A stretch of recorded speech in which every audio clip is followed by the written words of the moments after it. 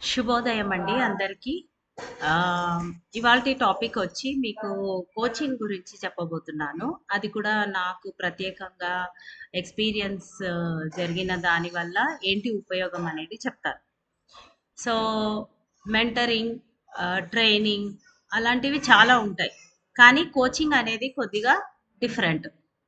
Coaching ఎలా different అంటే question మనలోనే ఉంటది. ఆన్సర్ కూడా మనలోనే ఉంటది. సో, ఈ రెండిటిని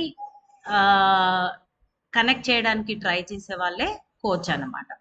సో, సర్టిఫైడ్ కోచెస్ ఇప్పుడు చాలా అవైలబుల్ ఉన్నారు.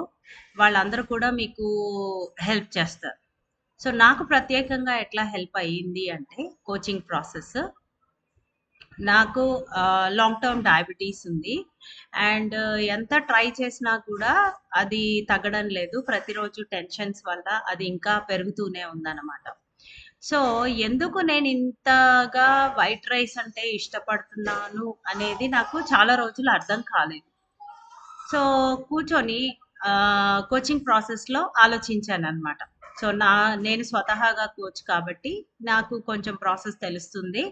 అందుకు నేను కూర్చొని ఆ ప్రాసెస్‌లో చేసుకున్నాను. సెల్ఫ్ కోచింగ్ చేసుకుంటే నాకు అర్థమైందేంటంటే, మా తాతగారి వల్ల ఉన్న ఎక్స్‌పీరియన్స్ వల్ల నాకు రైస్ అంటే అంత విపరీతమైన ఇష్టము ఏర్పడిందనమాట.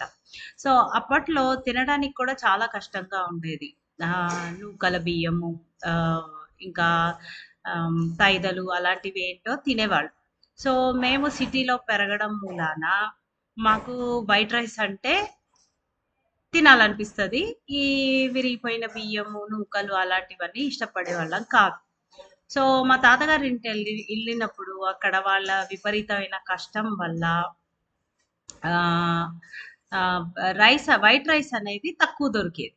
సో, ఎప్పుడో 2 డేస్‌కి ఒకసారి వాళ్ళు వండినప్పుడు మట్టుకు నాకు కంపల్సరీగా కావాలి అనే కోరిక బాగా స్ట్రాంగ్‌గా కూర్చుండిపోయింది. అది ఒక 7, 8 ఇయర్స్ ఉన్నప్పుడు అలా జరిగిందనమాట. సో, అదే కాన్స్టెంట్‌గా సబ్‌కాన్షియస్ మైండ్‌లో కూర్చుండిపోయి, అది ఇప్పటి వరకు కూడా నేను పోగొట్టుకోలేకపోయాను. సో, ఈ కోచింగ్ ప్రాసెస్ అనేది అలవాటయిన తర్వాత కూర్చొని అనలైజ్ చేసుకుంటే, నాకు ఈ కారణం చేత వైట్ రైస్ అనేది విపరీతమైన ఇష్టమని తెలిసింది.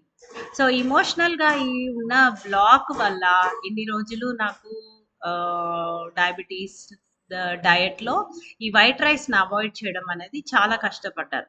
కానీ కోచింగ్ ప్రాసెస్ అయిన తర్వాత ఇప్పుడు అంతగా అనిపిచ్చదు. సో, ఒక రోజు మొత్తం తినకుండా కూడా ఉండగలుగుతాను వైట్ రైస్. వేరే టిఫిన్స్ అలాంటివి తిని కూడా నేను సస్టైన్ అవ్వగలుగుతున్నాను.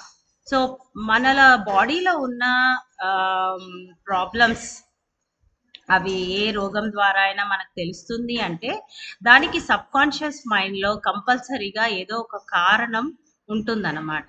సో, ఆ కారణం గనుక మనం కనుక్కొని దానికి సొల్యూషన్ వెతుక్కోగలిగితే, ఈ రోగాలనేవి చాలా వరకు నివారించగలుగుతాం.